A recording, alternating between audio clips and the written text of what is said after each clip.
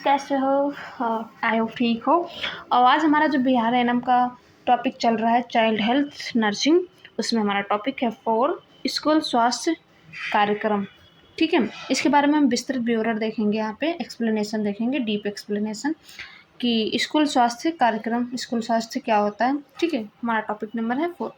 इसमें क्या है, स्कूल स्वास्थ्य कार्यक्रम का जो मेन पर्पस जो होता है और उद्देश्य जो होता है, स्कूल जाने वाले बच्चों, जैसे कि स्कूल जाने वाले बच्चे कौन से होते हैं, 6 से 18 वर्ष तक के जो बच्चे होते हैं, स्कूल प्री स्कूल या स्कूल एज कहलाती है। इसमें कहते हैं स्वास्थ्य जो हेल्थ होती है उसको सुधारना बहुत ही इंपॉर्टेंट होता है। बिहार में से राष्ट्रीय बाल स्वास्थ्य कार्यक्रम या RBSK, इसे यूपी में भी RBSK के नाम से जाना जाता है, राष्ट्रीय बाल स्वास्थ्य कार्यक्रम, आयुष्मान भारत के साथ जोड़कर चलाया जा रहा है। जो आज प्रेजेंट में है वो ऑल इंडिया में आयुष्मान भारत के साथ जोड़कर चलाया जा रहा है। ठीक है, ये तो हमारी क्लास है। अगर आप लोगों को ऐप से बैच लेकर पढ़ाई करनी है तो हम अपने जो ऐप है उसकी जो लिंक है वो डिस्क्रिप्शन बॉक्स में डालेंगे। आप उस ऐप को डाउनलोड कर लीजिए और ऐप के साथ हमारे बैच में भी पढ़ सकते हैं, इससे भी अच्छे से डीप में। ठीक है, और नेक्स्ट हम देखते हैं कंपोनेंट्स ऑफ SHP। ठीक है, मुख्य घटक क्या है। स्वास्थ्य मूल्यांकन, हेल्थ अप्रिसिएशन, स्क्रीनिंग। इसमें क्या, यह कार्यक्रम का सबसे महत्वपूर्ण हिस्सा होता है। जो RBSK होता है, ये राष्ट्रीय बाल स्वास्थ्य कार्यक्रम, इसका जो मेन पार्ट होता है वो SHP होता है। ठीक है, इसमें क्या होता है, मोबाइल हेल्थ टीम, साल में कम से कम एक बार स्कूल जाकर बच्चों की जांच की जाती है। ये इम्पोर्टेंट लाइन है कि एक साल में या कितने टाइम में कि स्कूल में जाकर जांच करनी चाहिए। तो होता है वो एक साल में, वो ईयरली की जाती है, एक साल में एक बार। इसमें क्या होता है, क्या क्या चेक करते हैं इसमें। अब आता है कि चेक क्या करते हैं इसमें। 4DS पर ध्यान दिया जाता है। 4DS क्या होता है, defect of birth, deficiencies and disease, developmental delays. अब इसमें ये क्या है, ये जो टर्म है, ये वर्ड्स हैं, इसका मीन्स क्या है। डिफेक्ट्स ऑफ बर्थ में क्या होता है, जन्मजात दोष, जैसे कि जो एट बर्थ, उसे जो एट बर्थ टाइम पे ही उसे कटा हुआ होठ, क्लिप हैंड होट्स एंड हार्ट में कोई प्रॉब्लम है, या हार्ट में कोई ऐसा बोलते हैं हार्ट में होल है ऐसा, तो ये सारी चीज़ें ये एट बर्थ होती हैं। ठीक, डिफिशेंसीज, पोषण में कमी हो जाती है, न्यूट्रिशन में कमी हो जाती है, जैसे एनीमिया हो गया, विटामिन E की कमी हो गई, तो ये चेक करते हैं। डिजीज़, जैसे बीमारी, जैसे स्किन डिजीज़ तो नहीं है, या कान और आँख में कोई इन्फेक्शन तो नहीं है, ये सारी चीज़ें चेक करेंगे। ठीक है, डेवलपमेंटल डिलेस, विकास में देरी या विकलांगता। अगर किसी बच्चे की ग्रोथ और डेवलपमेंट प्रॉपर नहीं हो रहा है तो क्यों नहीं हो रहा है, और विकलांगता पर भी ध्यान देंगे। ठीक है, नेक्स्ट हम देखते हैं, क्या देखते हैं, न्यूट्रिशनल सर्विसेज से। न्यूट्रिशनल सर्विसेज से देखेंगे मिड डे मील, जो आजकल इंडियन गवर्नमेंट के तहत जो मिड डे मील प्रोवाइड किया जाता है। मिड डे मील का मतलब है मिड डे, मतलब आफ्टरनून। ठीक है, ये भी होता है कभी कभी जो मिड डे मील मिलता है किस टाइम पे मिलता है, लंच के टाइम पे और ब्रेकफास्ट के टाइम पे, डिनर के टाइम पे। तो लंच के टाइम पे, मिड डे के बीच में। ठीक है, बच्चों को स्कूल में पौष्टिक भोजन देना ताकि कुपोषण कम हो। बच्चों को स्कूल में अगर न्यूट्रिशन मिल रहा है हाफ टाइम में, या फिर अगर जो प्राइवेट स्कूल्स हैं उसमें जो लंच नहीं मिलता है, तो बच्चे क्या करें कि लंच बॉक्स अपने साथ कैरी करके लेके जाएं। ठीक है, मतलब ये कंपलसरी होता है कि लंच के टाइम पे जो बच्चे होते हैं उनको कुछ ना कुछ मील मिलना चाहिए। वाइप्स क्या है, weekly iron folic acid supplementation. जो किशोर किशोरियाँ होते हैं उनको हर हफ्ते आयरन की नीली गोली दी जाती है ताकि उनकी बॉडी में जो आयरन फॉलिक एसिड है उसकी डिफिशेंसी ना हो। संचारी रोगों का नियंत्रण, टीकाकरण कार्य, राष्ट्रीय टीकाकरण सारणी के अनुसार जो क्या होता है, स्कूल में बूस्टर डोज जैसे DPT या TD देना होता है। जो ये बूस्टर डोज होती हैं DPT और TD और TD में क्या डिफरेंस है, आप कमेंट करके हमें बताना। ठीक है, कृमि मुक्त अगर नहीं पता है तो ये भी बताना, हम नेक्स्ट वीडियो में डिस्कस करेंगे कि DPT और TD क्या है।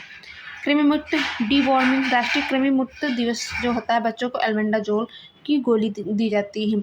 ये डीवॉर्मिंग राष्ट्रीय कृमि मुक्ति दिवस। ठीक है, इसमें क्या होता है कि किसी भी बच्चे को जो अगर कृमि है तो उन्हें क्या करते हैं कि एल्बेंडाजोल की टैबलेट देते हैं। वैसे तो एक साल में 2 बार दी जाती है। ठीक है, और अगर किसी में ये सस्पेक्ट होता है कि इसमें कीड़े हैं बच्चों में, तो उनको 3 दिन तक डोज चलाई जाती है, 3 दिन की। ठीक है, मानसिक स्वास्थ्य और परामर्श, इसमें क्या देखते हैं, बच्चों में तनाव, मेंटली डिस्ट्रेस या उनका जो बिहेवियर है उसके संबंधी मतलब समस्याएं क्या, प्रॉब्लम्स क्या हो रही हैं, किशोरावस्था में चुनौतियों के लिए परामर्श, काउंसलिंग प्रदान करना। जो एडोलसेंट होते हैं, जो किशोर होते हैं, उनमें जो ये बहुत सारी उनमें प्रॉब्लम्स होती हैं, बहुत सारे चेंजेस होते हैं, इनकी वजह से उनको ना काउंसलिंग की नीड होती है, काउंसलिंग देनी चाहिए, उन्हें समझाना चाहिए जो चेंजेस हो रही हैं वो किसकी वजह से हो रही हैं। और इसमें क्या होता है, स्कूल का इन्वायरमेंट और हाइजीन कैसी होनी चाहिए, स्वच्छ वातावरण और स्वच्छता। ठीक है, स्कूल की जो जिस स्कूल में बच्चा पढ़ रहा है उसका इन्वायरमेंट और जो उसकी हाइजीन है वो बहुत इंपॉर्टेंट होती है किसी भी बच्चे की डिजीज़ के लेकर। ठीक है, तो इसमें क्या करते हैं, एक एएनएम के रूप में यहाँ पे सुनिश्चित करना कि स्कूल में पीने का शुद्ध पानी उपलब्ध है या नहीं, क्योंकि ख़राब पानी या दूषित पानी से ना टाइफाइड, मलेरिया जैसी जो बीमारियाँ होती हैं बहुत जल्दी फैलती हैं। तो आपको फर्स्ट, अगर किसी स्कूल का इंटरेक्शन करने जा रहे हैं, आप उस स्कूल में हाइजीन को लेकर देखने जा रहे हैं, तो आपको फर्स्टली तो ये देखना है कि वहाँ पे जो पानी पीने का है वो प्रॉपर शुद्ध है या नहीं है। ठीक है, लड़के और लड़कियों के लिए अलग क्रियाशील शौचालय हों, जैसे कि ऐसा नहीं कि जो वॉशरूम्स हैं वो लड़के और लड़कियों के जो हैं एक ही में हैं, अलग अलग होने चाहिए। कक्षा में पर्याप्त रोशनी और वेंटिलेशन इम्पोर्टेंट है। ठीक है, कि जो क्लासेस हैं उनमें वेंटिलेशन है, या अगर रोशनी उन्हें लाइट नहीं प्रॉपर मिल रही है तो उन्हें आँखों को लेके प्रॉब्लम्स हो जाएंगी। ठीक है, तो आपको ये भी चेक करना है कि लाइट मिल रही है या नहीं। आप कुछ अपडेट्स देखेंगे 2025 और 26 में बिहार के संदर्भ में। बिहार सरकार ने स्कूल स्वास्थ्य में कुछ नए और महत्वपूर्ण बदलाव के कुछ अपडेट्स हुई हैं। अगर हम अपडेट को लेकर और पुराना जो हमारा सिलेबस है उसको लेकर पढ़ाई करेंगे, तो अगर एग्जामिनर अपडेट क्वेश्चंस पूछता अपडेट टॉपिक से तो भी हम फंसेंगे नहीं। ठीक है, तो हमें अपनी कंप्लीट तैयारी रखनी है। अब एग्जामिनर कुछ भी पूछे, हमें बस एग्ज़ाम निकालना है। ठीक है, अब क्या है इसमें, स्क्रीन टाइम और डिजिटल हाइजीन पॉलिसी 2026। बिहार सरकार ने हाल ही में बच्चों में बढ़ते स्मार्टफोन के उपयोग और मानसिक तनाव को देखते हुए स्क्रीनिंग टाइम रेगुलेशन और डिजिटल हाइजीन सत्रों को स्कूल में अनिवार्य करने का निर्णय लिया है। कि जैसे कि आजकल जो बच्चे हो रहे हैं वो ज़्यादा फ़ोन का यूज़ कर रहे हैं, स्क्रीन पे ज़्यादा टाइम स्पेंड कर रहे हैं फ़ोन की स्क्रीन पे, तो उन्हें क्या किया, स्क्रीन टाइम रेगुलेशन और डिजिटल हाइजीन को हमारी जो हाइजीन फिजिकली हाइजीन होती है उसको उसके साथ साथ हमें डिजिटल हाइजीन को भी सही रखना है, क्लियर रखना है। इसका निर्णय लिया, इसको अनिवार्य कंपलसरी कर दिया है कि डिजिटल हाइजीन भी मेंटेन होनी चाहिए बच्चे का, कि उसका जो फ़ोन चलाने का टाइम है या स्क्रीन का टाइम है वो मैनेज होना चाहिए, बैलेंस्ड होना चाहिए अपने जो डेली लाइफ रूटीन है उससे। ऐसा नहीं कि एक बच्चा है जो 24 घंटे में 5 से 6 घंटे से फ़ोन पे मोबाइल चला रहा है, गेमिंग कर रहा है, तो उससे भी उसके माइंड पर और आँखों पे इफ़ेक्ट पड़ेगा। ठीक है, हेल्थ एंड वेलनेस एम्बेसडर जो है, हर सरकारी स्कूल में 2 शिक्षकों को हेल्थ एम्बेसडर के रूप में प्रशिक्षित किया जाएगा, ताकि जो स्कूल के टीचर्स हैं, क्योंकि एएनएम है वार्षिक बताया गया था, तो यहाँ पे जो एम्बेसडर होंगे वो प्रॉपर हर टाइम मतलब देखते रहेंगे, नज़र रखेंगे। तो 2 शिक्षकों के हेल्थ एम्बेसडर के रूप में प्रशिक्षित किया गया है, जो एएनएम और बच्चों के बीच की कड़ी का काम करेंगे। अगर एएनएम जाएगी तो वो उनको सारी चीज़ें मतलब बताएंगे, ऐसे ऐसे है, वो बीच का बच्चों से, और वो बच्चों से हर टाइम कनेक्ट रहेंगे, तो एएनएम को भी समझने में ईजी होगा। ठीक, आभा आईडी इंटीग्रेशन। अब हर स्कूली बच्चे का आभा आईडी क्या होता है, इसमें जो होता है पूरी जो हमारी डिटेल्स हेल्थ से रिलेटेड हिस्ट्री होती वो इस आईडी के अंदर होती है। बनाया जा रहा है, तो जो हर बच्चे का भी स्कूल में आभा आईडी बनाया जाएगा, जिससे उनका पूरा स्वास्थ्य रिकॉर्ड डिजिटल रूप में सुरक्षित हो रहेगा। ठीक है, तो उनका पूरा हेल्थ जो हिस्ट्री है वो सेफ़ रहेगी। ऐसा नहीं कि तो ऑफलाइन में हमारे क्या होता है, कुछ डॉक्यूमेंट खो जाते हैं तो हमें उस टाइम पीरियड की जो रिपोर्ट्स होती हैं इनकी फाइंडिंग नहीं पता होती हैं। तो इसमें आभा आईडी में क्या होगा, एक बार सेव हो गया तो वो पूरी लाइफ सेफ रहेगा। सूर्य खसरा रुबेला अभियान 2026 में स्टार्ट किया है बिहार में। ये इंपॉर्टेंट क्वेश्चन है क्योंकि अपडेटेड है 2026 के लिए। तो यहाँ पे क्या है, शून्य खसरा को शून्य करने का अभियान जो है स्टार्ट किया गया 2026 में। 2026 तक खसरा रुबेला के उन्मूलन के लक्ष्य के साथ स्कूलों में सघन टीकाकरण और स्क्रीनिंग की जा सकती है, कि 2026 तक जो हमारा शून्य खसरा रुबेला है वो 0 हो जाएगा। ठीक है, एएनएम की भूमिका जिम्मेदारी है, रिस्पॉन्सिबिलिटीज़ ऑफ एएनएम। अब देखेंगे हम एएनएम, अब इन सारी चीज़ों में एएनएम की रिस्पॉन्सिबिलिटीज़ क्या हैं। स्कूल स्वास्थ्य कार्यक्रम में एएनएम की भूमिका को हम 3 मुख्य भागों में बांट सकते हैं, कि एएनएम की जो भूमिका होती है, रिस्पॉन्सिबिलिटी होती है, उसको 3 पार्ट में डिवाइड कर सकते हैं। ठीक है, कौन कौन से हैं। स्क्रीनिंग क्या होता है, फर्स्ट टेस्ट, स्वास्थ्य परीक्षण और स्क्रीनिंग। फर्स्टली चेक क्या करेंगे, नियमित जांच, आरबीएस के राष्ट्रीय बाल स्वास्थ्य कार्यक्रम, इसका फुल फॉर्म भी पूछता है तो याद रखना आरबीएस के का। ठीक है, टीम के साथ मिलकर बच्चों के वजन, लंबाई, दृष्टि, विजन और सुनने की क्षमता की जांच करें। एक टीम बनाएंगे, टीम वर्क करेंगे, अब उसमें सारी चीज़ें चेक करेंगे। ठीक है, बीमारियों की पहचान करेंगे, त्वचा रोग जैसे स्किन पे कोई पैचेस तो नहीं पड़ रहे हैं, ईचिंग, खाज खुजली देखेंगे, दांतों की सड़न, कैविटी तो नहीं हो रही, कुपोषण के लक्षणों को पहचानना। 4DS पर ध्यान देंगे। 4DS हम पहले ही एक्सप्लेन कर चुके हैं इस क्लास में, तो अगर समझ नहीं आया होगा तो क्लास को बैक करके फिर से 4DS समझना है क्योंकि इम्पोर्टेंट है। जन्मजात दोष, पोषण की कमी, बीमारियों के विकास में देरी की पहचान कर उन्हें रजिस्टर में दर्ज करना। ठीक है, कि जो ऐसा नहीं कि सिर्फ हम चेकिंग करेंगे और चले आएंगे, उन्हें एक डॉक्यूमेंटेशन भी इम्पोर्टेंट होता है। ठीक है, तो उन्हें हम रजिस्टर में लिखेंगे ताकि जब नेक्स्ट टाइम हम नेक्स्ट विजिट पे जाएंगे तो डॉक्यूमेंटेशन हमें हेल्प करेगा कि किसी बच्चे में जो माल न्यूट्रिशन था या कैविटी थी वो कितना थी और कितना बढ़ गई या कितना कम हुई है, ये देखेंगे। ठीक है, नेक्स्ट देखते हैं हम रेफरल सर्विसेज। रेफरल सर्विसेज का मतलब ये है कि अगर कोई सीवियर पेशेंट है तो उसे हम रेफ़र करेंगे। ठीक है, हमें सिर्फ फर्स्ट एड केयर देनी है वहाँ पे। फर्स्ट एड केयर, स्कूल में चोट लगने या अचानक बीमार होने पर तत्काल उपचार देना। और रेफ़र करना उन बच्चों से जिसे कि तुरंत चोट लगी इमीडिएट में या अचानक से ब्लड आ रहा है तो उसे फर्स्ट एड केयर देंगे। और रेफ़र उन किस कंडीशन में करेंगे, जिन बच्चों के विशेष इलाज की ज़रूरत है उन्हें उच्च स्वास्थ्य केंद्र जैसे PSC, CSC या डिस्ट्रिक्ट हॉस्पिटल में भेजने की व्यवस्था करेंगे।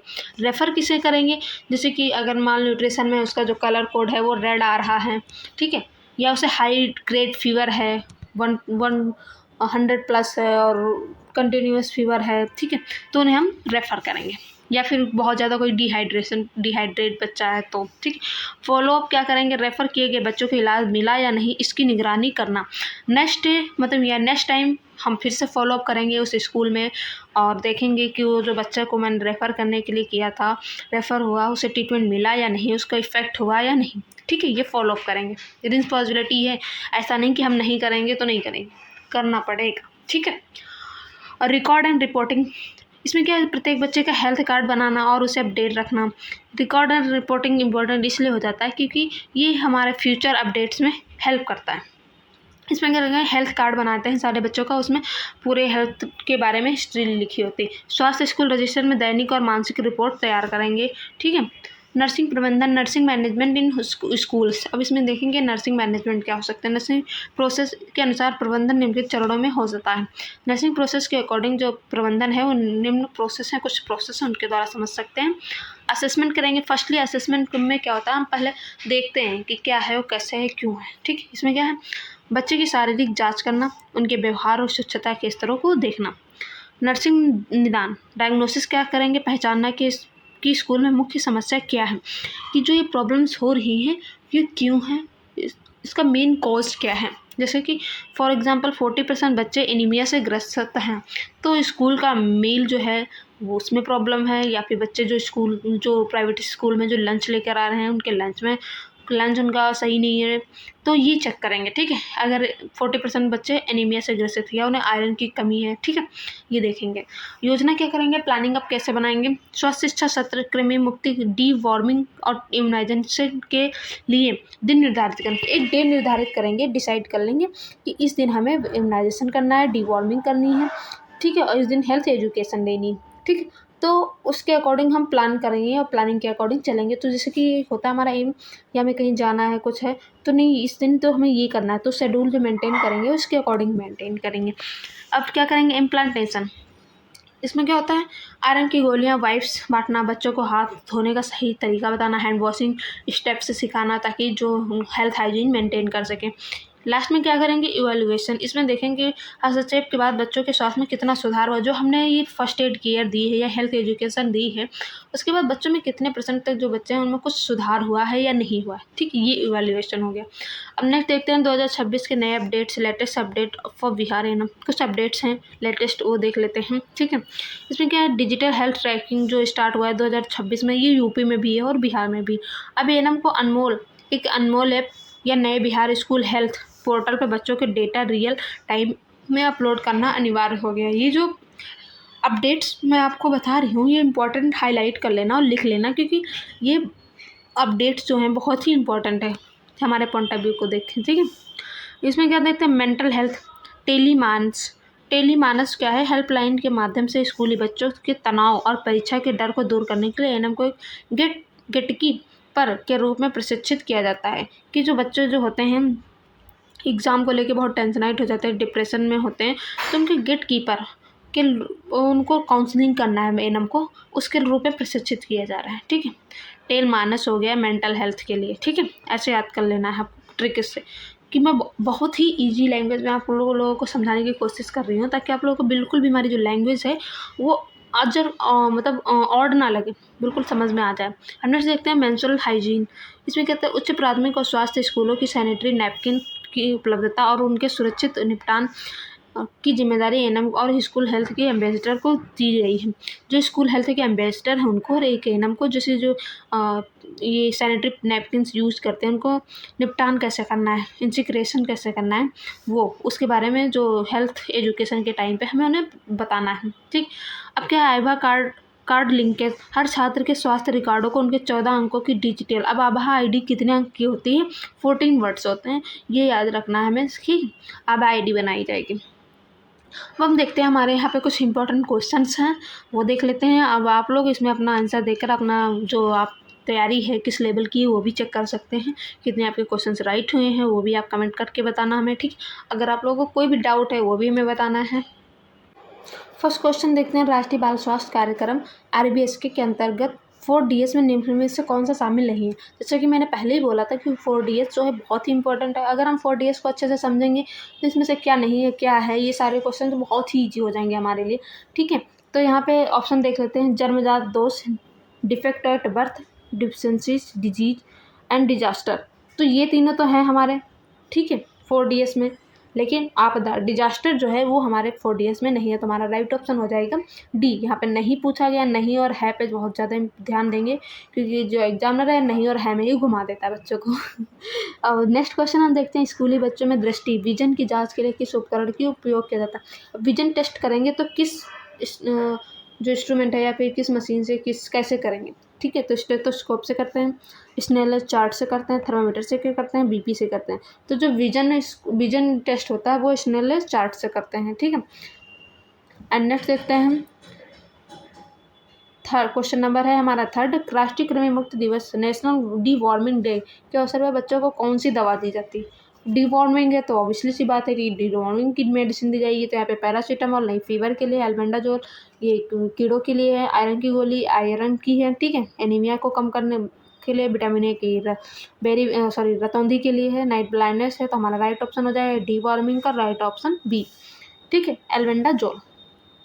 नेक्स्ट क्वेश्चन है हमारा 4, वाइफ्स कार्यक्रम के अंतर्गत किशोर किशोरियों को 10 से 19 वर्ष की दी जाने वाली आयरन की गोली का कलर, वाओ देखा कैसा क्वेश्चन पूछा है, कौन सा कलर होता है जो 10 से 19 जो एज ग्रुप होता है फीमेल्स का उनको देते हैं। ठीक है, ये बहुत ही कलर, मैंने इससे पहले वाली जो वीडियोस है मेरी क्लास है उसमें मैंने कलर कोडिंग बताया है, और जो ये कलर कोडिंग को लेके बहुत ज़्यादा प्रीवियस जो क्वेश्चन पेपर्स हैं उसमें आप देखना कि उसमें पूछा गया है क्वेश्चन। तो हमें बिल्कुल हर एक चीज़ को, हर एक टॉपिक को डीपली पढ़ना है। ठीक है, ऑन कॉन्सेप्ट बेस पढ़ना है, रटना नहीं है किसी भी चीज़ को।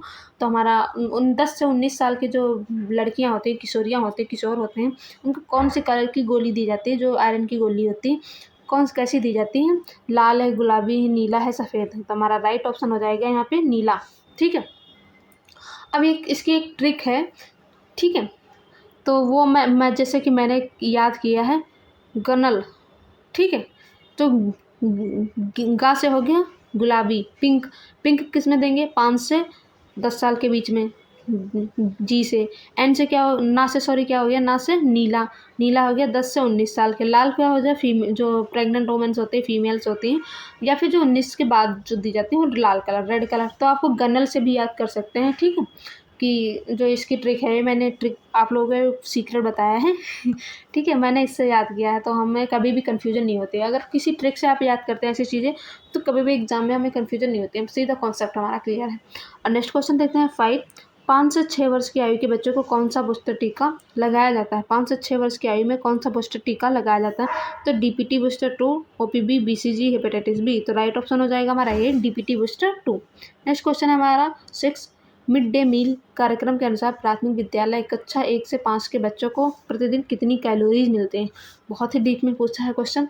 कक्षा 1 से 5 तक के बच्चे हैं, उनको प्रति पर डे जो होती है कितनी कैलोरीज देते हैं। 300 कैलोरीज, 450 कैलोरीज, 700 कैलोरीज, 1000 कैलोरीज। तो राइट ऑप्शन हो जाएगा हमारा बी, 450 कैलोरीज। और जो हमारा न्यूट्रिशन वाला टॉपिक होगा ना, मैं उसमें एक एक चीज़ कैलोरीज और ये सारी चीज़ें एक्सप्लेन करूँगी, ठीक है। तो नेक्स्ट क्वेश्चन देखते हैं। बच्चों में रतौंधी नाइट ब्लाइंडनेस के किस विटामिन की कमी के कारण होता है। नाइट ब्लाइंडनेस किसका विटामिन की कमी से होता है। Vitamin A, B, vitamin C, vitamin A, vitamin D. तो राइट ऑप्शन हो जाएगा नाइट ब्लाइंडनेस पूछा है, रतौंधी तो विटामिन ए, ठीक है। राइट ऑप्शन हो जाएगा हमारा ए, सी सॉरी, ठीक है। एंड देखते हैं नेक्स्ट हमारा क्वेश्चन नंबर 8। स्कूल स्वास्थ्य कार्ड कम्युनिकेटिव हेल्थ रिकॉर्ड को बनाए रखने के लिए मुख्य जिम्मेदारी किसकी होती है। इस कार्ड को बनाए रखने के लिए मुख्य जिम्मेदारी जो होती है वो किसकी होती है। स्कूल के प्रधानाध्यापक जो स्कूल के प्रिंसिपल्स हैं उनकी है, एएनएम की, स्कूल के रसोइया की, या ग्राम प्रधान की। कम्युनिटी हेल्थ रिकॉर्ड है, हेल्थ रिकॉर्ड का कनेक्शन किससे हो सकता है। Only ANM, option number B, ठीक है। नेक्स्ट क्वेश्चन हमारा 9। आभा आईडी का फुल फॉर्म याद रख लेना आप लोग, क्योंकि कभी कभी क्वेश्चन में जो फुल फॉर्म से रिलेटेड बहुत क्वेश्चन आते हैं। इसका फुल फॉर्म क्या है। Ayushman Bharat health account. Ayushman Bharat health account. ID कितने अंक होते हैं। जैसे कि मैंने अभी डिजिट के बारे में बताया था कि इसके डिजिट जरूर याद कर लेना, कभी कभी जो क्वेश्चन होता है डिजिट से रिलेटेड आता है। तो कितने डिजिट होते हैं आभा आईडी में।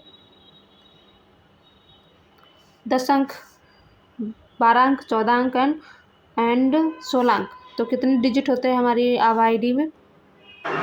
14 डिजिट्स होते हैं। राइट ऑप्शन हमारा हो जाएगा सी। नेक्स्ट क्वेश्चन देखते हैं 10।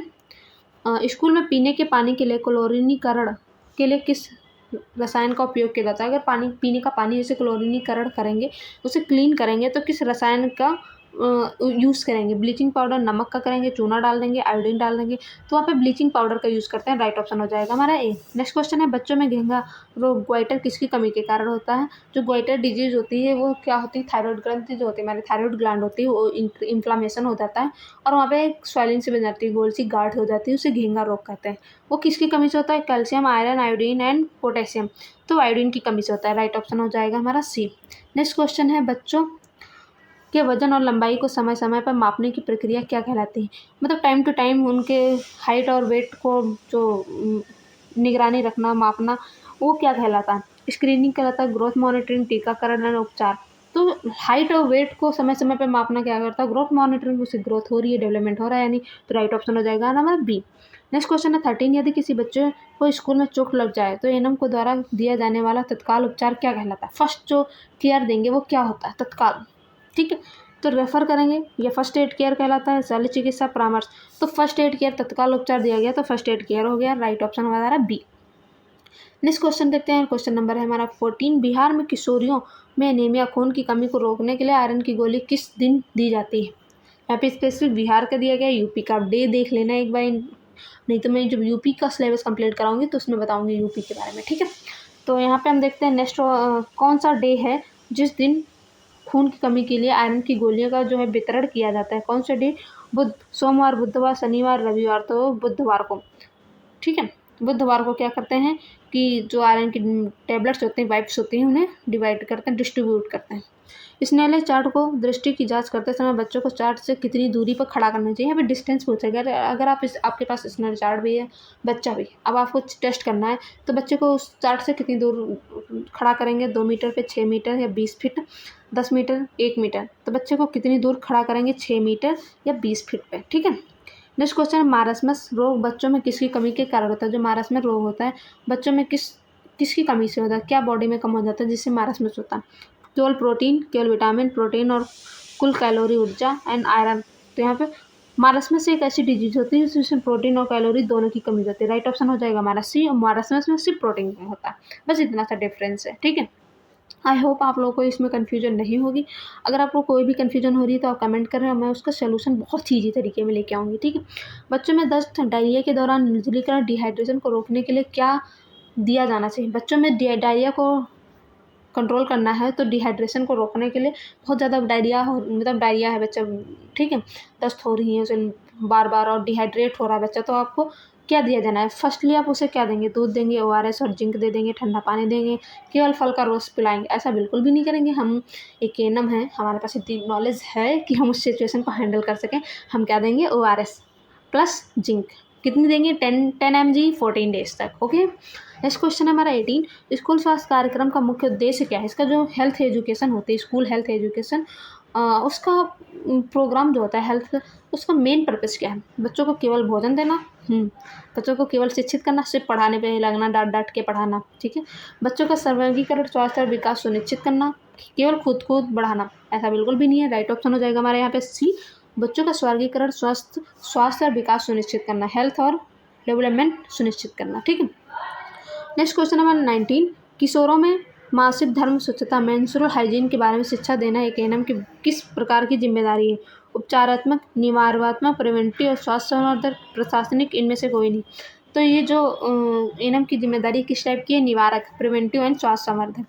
नेक्स्ट क्वेश्चन है हमारा एंड लास्ट क्वेश्चन है 20, मिशन इंद्रधनुष से संबंध किस निम्न में से किससे है। जो मिशन इंद्रधनुष है उसका जो संबंध है वो किससे है, स्कूल से, पेंटिंग, स्कूल की पेंटिंग से, फुल इम्यूनाइजेशन से, मिड डे मील से, जल स्वच्छता से। तो जो मिशन इंद्रधनुष है फुल इम्यूनाइजेशन है, ठीक है। ऑप्शन नंबर हमारा बी हो जाएगा राइट। यहीं पे हमारी इसी क्वेश्चन के साथ क्लास समाप्त होती है आज की। ये हमारा क्लास का लास्ट क्वेश्चन था। मिलते हैं हम नेक्स्ट वीडियो में नेक्स्ट टॉपिक के साथ, और आई होप आपको इसमें से कोई भी कन्फ्यूजन हो तो कमेंट करेंगे और ये क्लास आप लोगों को हेल्पफुल लगेगी। Thank you.